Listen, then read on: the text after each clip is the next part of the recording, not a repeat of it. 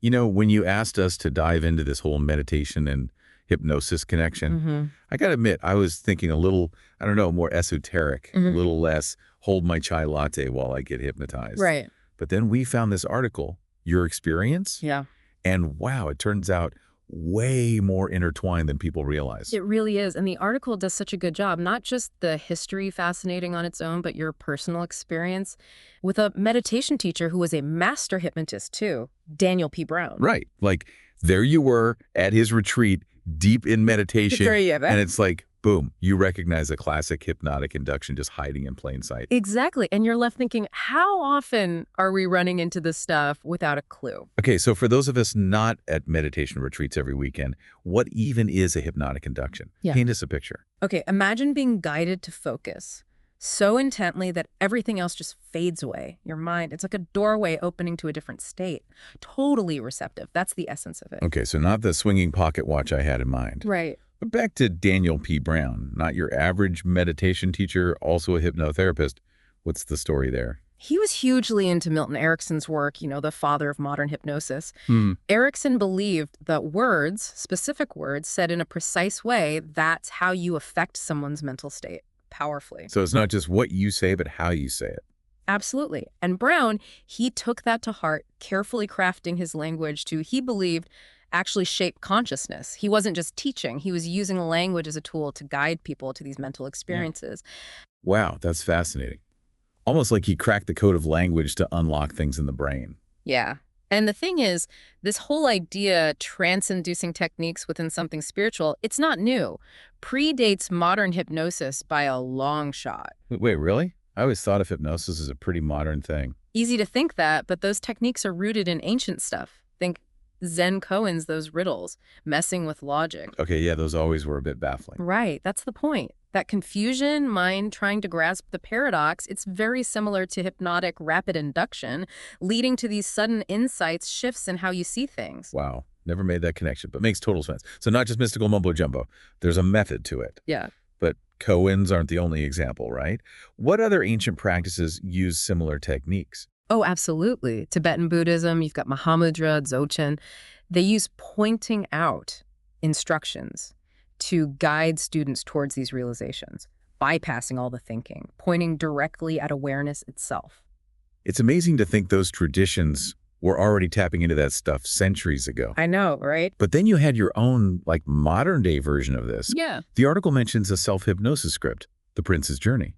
Yeah, it's a trip. It's designed to guide you towards this mystical state, aligns with what you find in some Buddhist teachings, actually. Okay. And what got me was these profound experiences, they could be evoked by language, even if you had zero clue about the concepts beforehand. So it's like the words themselves have this hidden power to shift how we see things, open us up to those deeper levels. Exactly. And if you look closely, there are phrases that straight up echo Buddhist teachings.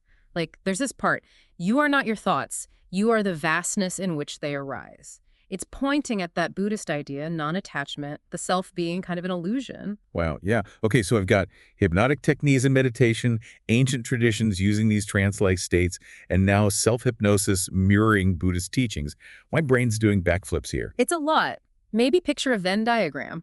One side hypnosis, other side meditation, like Mahamudra, Dzogchen. You going? And where they overlap, that's where you find selective attention, visualization, even post-hypnotic suggestion. Okay, Venn diagram, I'm with you. Visual learner over here. But before we get too carried away, not all meditation's the same, right?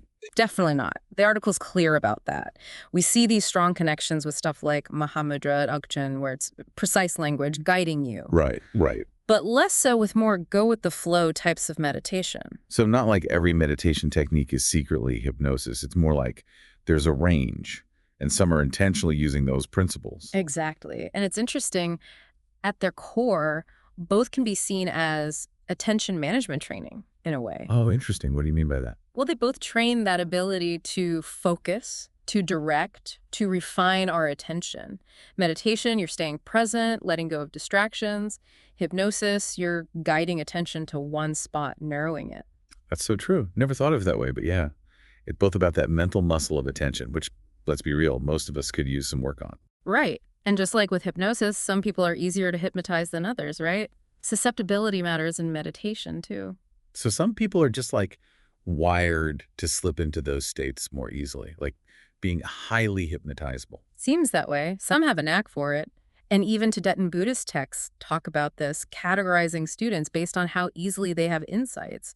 They knew some people are just better at getting to those deeper states. That's so wild. So it's not just the techniques, it's also our own brains, how they respond. Okay, but let's get practical for a sec. Say we're sitting in on one of Brown's sessions. Okay. What are some specific hypnotic techniques we might pick up on without him literally saying, all right, hypnosis time? It all comes back to language, delivery. Remember how deliberate Brown was with his words? Oh yeah, every word felt chosen for a reason. Exactly. So, metaphors, for one. They bypass our conscious resistance, speak right to the subconscious. Makes sense. It's like creating these images and emotions that can shift us without us even realizing. Right. Then there's how he uses connecting terms, phrasing, even a touch of grammatical ambiguity sometimes. Sounds weird, but a bit of confusion can make us more suggestible. And the delivery tone of voice, rhythm, pauses, maybe even timing words to the out-breath. Subtle, but influences our mental state. Like he's setting the mood with language. Yep. A mental greenhouse for that deeper awareness. I like that. And don't forget conviction, a teacher who speaks with total certainty, super persuasive, even without explicitly hypnotic language. It's about embodying it, that inner confidence. I've felt that with teachers, their belief alone is convincing. So all these similarities between meditation and hypnosis, can we say the states people experience are basically the same? That's the million-dollar question, right? Yeah. It gets tricky. Lots of similarities, but there's this key difference. It's about metacognitive awareness, whatever that is. You nailed it. That's the heart of it. Metacognitive awareness, it's that ability to know you're aware, like stepping back, watching your own thoughts, feelings, sensations without getting swept away. Instead of just, ugh, I'm stressed, it's more like, huh, there's that stress feeling. Yeah. Interesting. Exactly. Not lost in it, but detached. You're not your thoughts, you're the awareness having them. Bird's eye view of your own mind. Yeah. And this is where it gets different. Many meditation types, especially Mahamudra, Dzogchen, they're big on this metacognitive awareness, being present, but also seeing how thoughts and emotions, they're temporary, observing, not becoming them. So detachment, like those inner experiences, they're waves, they come and go, but the ocean of awareness, that's constant. Exactly. But hypnosis, even in that altered state, it often means less metacognitive awareness. You're absorbed, less aware of yourself watching the experience. Like being totally sucked into a movie versus noticing the special effects, how they're making you feel. Perfect analogy. So meditation, hypnosis, both can get you to these altered states, but the type of awareness in them, that can be different. Fascinating. Not just the state, but how aware we are within it. Right. And knowing this helps us be more intentional. Pick the approach that matches what we're aiming for. This whole deep dive has been mind-blowing. Never realized how much overlap there is and how this ancient stuff is still super relevant today for personal growth, well-being, all of it. It speaks to how powerful these techniques are.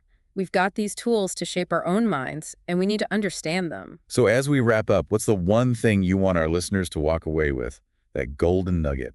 Be open to the unexpected. Just because something isn't called hypnosis doesn't mean it's not using similar ideas. The language, the delivery, those subtle cues, pay attention. You might surprise yourself. Become more aware of how our minds can be influenced and empowered. Who knows, maybe try experimenting a little with these techniques in your own meditation. Definitely. So much potential for growth when we explore our own minds. And that's a wrap on this deep dive into meditation and hypnosis. Hope you enjoyed it. Until next time, keep exploring, keep questioning, and keep diving deep.